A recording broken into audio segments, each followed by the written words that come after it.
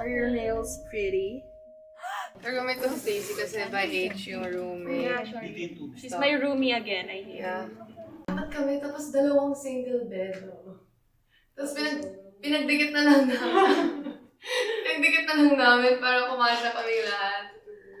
Sobrang sikip, tapos ang gulo ng gamit. Oo, pero nung nakaluwag-luwag na kami sa buhay, napaaral na namin yung isa't isa, nagaling kaming abroad, kinaya na namin yung ganito.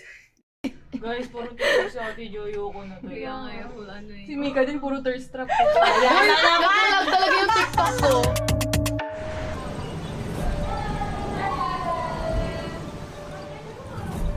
Look at my ankles. They're gonna stay in the same place, but you're gonna open it like that.